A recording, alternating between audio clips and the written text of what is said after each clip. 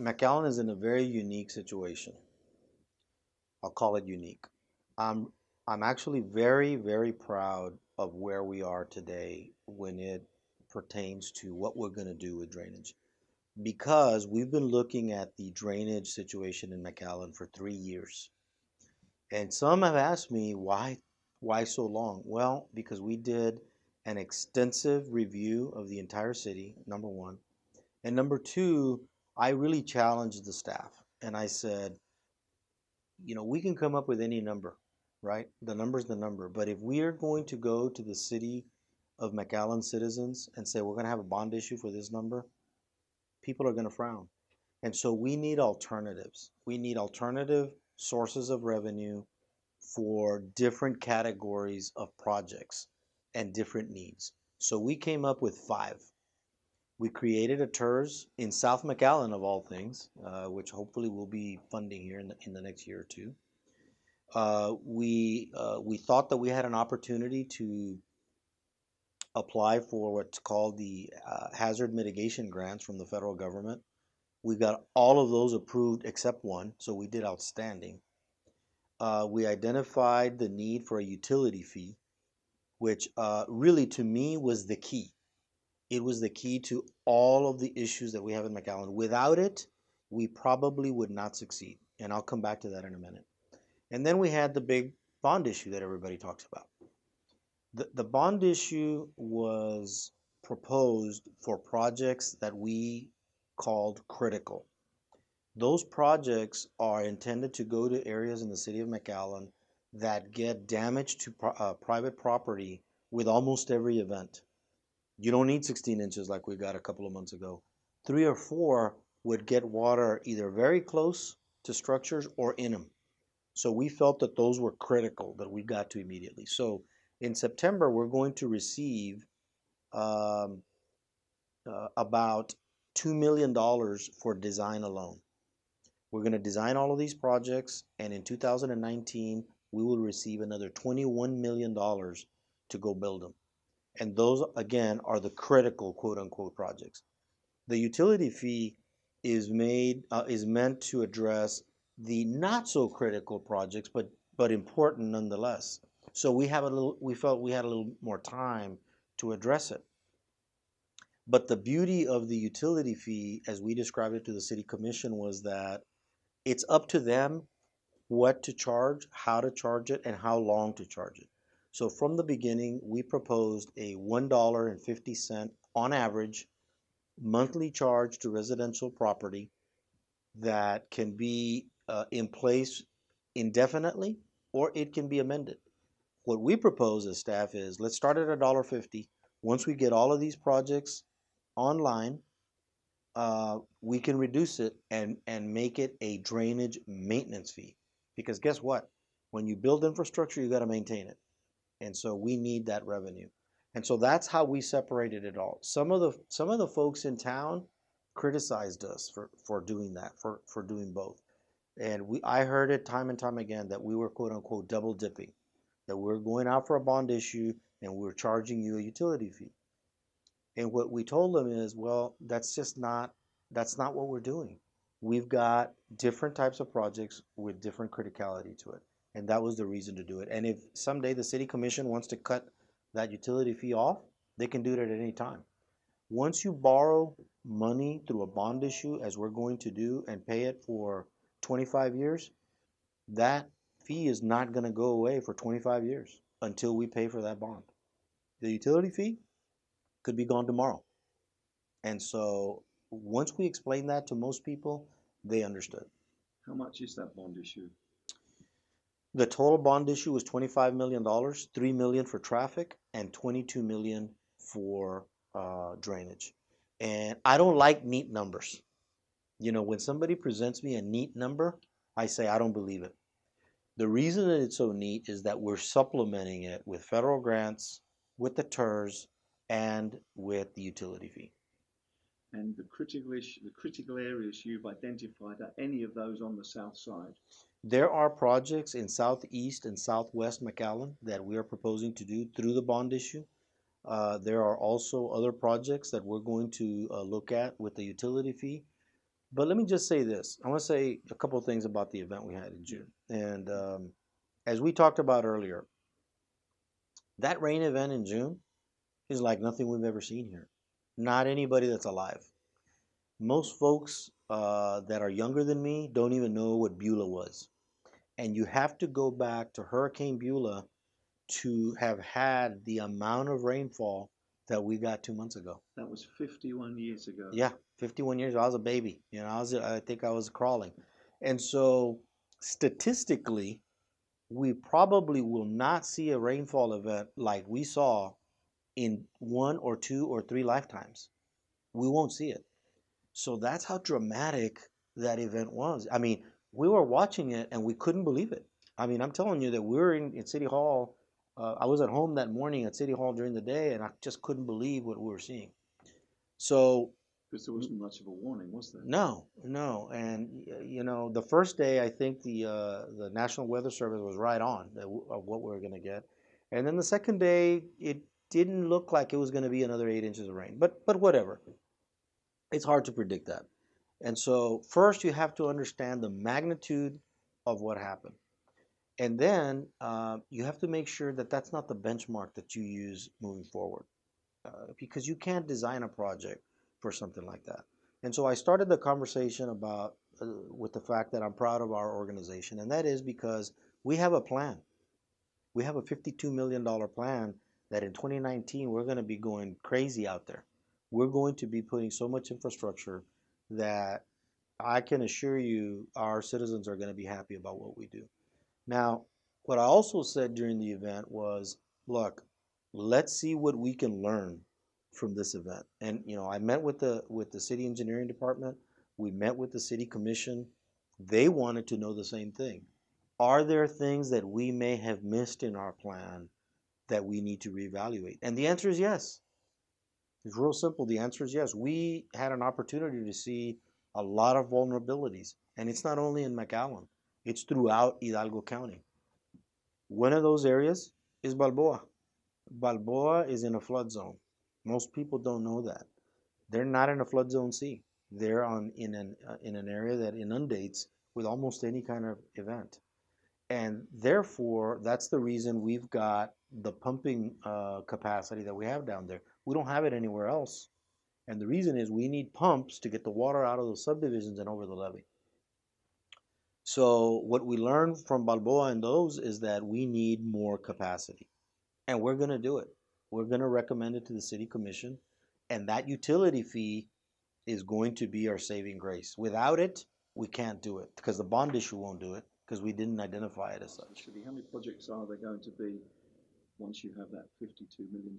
Over 50 of them. 50 of them. Mm-hmm. The complaint the Valley Interfaith members or supporters made is only three of them are in that community. Mm-hmm. Three of that.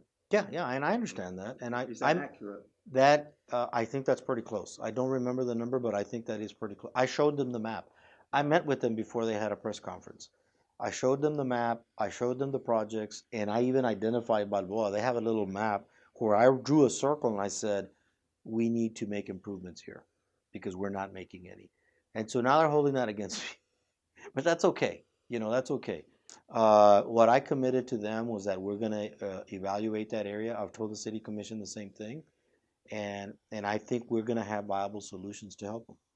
So you're going to look at it again in the light of that huge flooding situation. Yes, when you are relying on a pump system uh, in order to evacuate water, you need redundancy.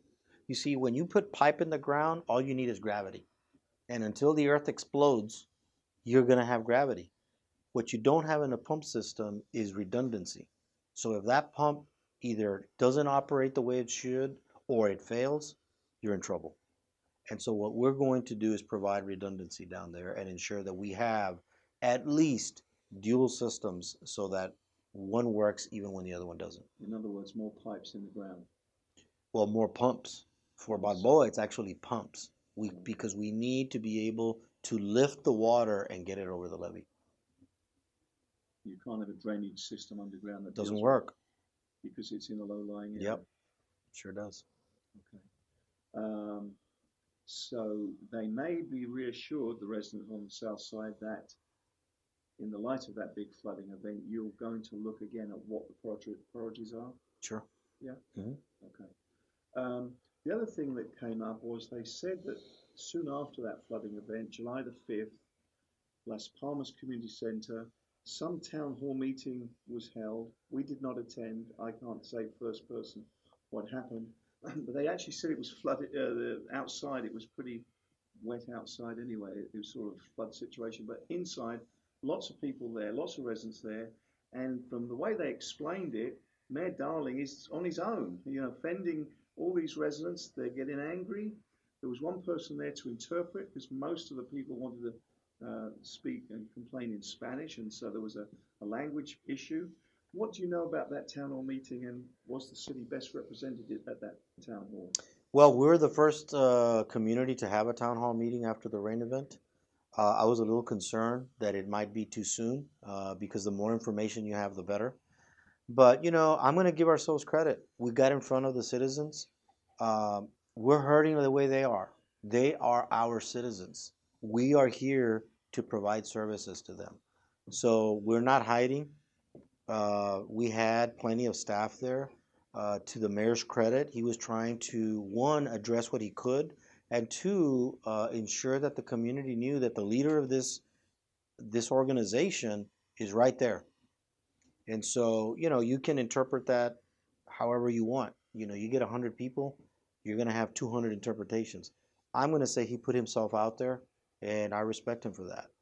That's number one. Number two is I talked about us being in a unique situation. We're going to be putting pipe in the ground, widening ditches, widening channels, building new RDFs before anybody else in the Rio Grande Valley, before anybody else. And that's because we had this plan in place before this event. I wish we would have done it 2 years ago, but hey, that's Mother Nature, and we just have to deal with it. I guess the next question is more speaks to more of the issue as to whether those residents living on the south side feel neglected generally. Because they make the point that okay, eventually FEMA shows up and they give us a bit of money, but why doesn't the city of McAllen help us out when we have to fix our homes? Why can't we have some funding? They made the point that the airport's next door, the mall, shopping mall is next door, the foreign trade zone is next door. There's so much wealth in McAllen comparatively, and they're right living in amongst all that wealth, and they are in very a very poor neighborhood and need more city support. Sure, and I understand that. The city commission understands that, and their heart hurt. Their hearts hurt. But that's just not the way government works. Cities do not hand out money when there is a flood event. It just doesn't work that way. Let me give you an example. There was 2,700 structures that were damaged in McAllen alone. I don't know what the average is, but I'm going to guess that there were at least $10,000 a piece. That's $27 million. Where are you going to find $27 million? That's half of the total projects that we're doing. That's bigger than the bond issue. So it doesn't work that way. We worked very hard with our congressman and our senator and our state representatives to ensure we did everything we possibly could to get that declaration as soon as possible. And we put a lot of pressure on them. I'm very proud of our state representatives, including the governor, because it wasn't long before he made the declaration. The federal government's got a different process, and it's a longer process. I mean, it kind of like walking it over to DC, but they did do it. That's the way it works. That is what FEMA is for. Is when there is a national declaration of a disaster, it's their job to help our citizens. There is no other city in the valley. There is no city that can open their checkbook and say, I'm going to fix your home. It just can't happen. You had 22,000 in Hidalgo County alone. And earlier you were saying that regarding that June 20th of extra special event, a rarity, an historic flood situation, that there were areas worse that received more flooding, a greater flooding situation than those homes on the south side in those 5 or 6 colonias. They said the folks we visited with said outside it was 3 to 4 feet, and in the homes it was 12 to 14 inches. Can you say that other parts of McAllen fared worse than that? Yes, yes. 12, 14 inches we had in many, many areas of town. One of the areas that was also impacted that way, that we just could not get the water out, is just here north of Pecan and west of Benson Road, in our west side of town. That area had never flooded before, never. And we had 18, 24 inches of water in homes. And so that gives you an idea of the type of event we were dealing with. And so we don't want any area of town to flood. Uh, the city of McAllen annexed that area decades ago, South McAllen, Balboa, and all of those. Those subdivisions were originally built in county jurisdiction, not city. And I don't know all of the history, so I'm not going to tell you that this guy did that or X whatever. What I do know is that at the time the city of McAllen annexed them, one of the reasons it was done was to try to help that situation, to bring water, sewer, and drainage. Uh, I've been here almost 15 years. In the 10 years that I spent at the PUB, we spent a lot of money in South McAllen. You know why? Because it needed it. Well, millions and millions of dollars. But when you're in an area of that elevation, you just got so much to work with. Um, you know, we're gonna do more work down there. Like I said, we're gonna reevaluate it, but the area itself is it's just a bad elevation in general. If you drive down 23rd, before you get to the expressway, you start feeling that change in elevation on your car. And as you keep going south, it just keeps going down. And so it's obvious, it's obvious that we got a big issue over there, and our hearts again, that goes out to them. But that's not going to help them, so we got to figure out what is. I've spent a lot of time with these folks, with Valley Interfaith every year. They come and see us. I always volunteer to see them, because I always believe that their mission is a noble one, and it's incumbent upon us to ensure that they have facts, and that's what I can provide them. And in this case, like I said, I met with them 2 or 3 weeks ago, and committed to them that we're going to work in South McAllen, as we will all over town, and that commitment stands, uh, no matter what.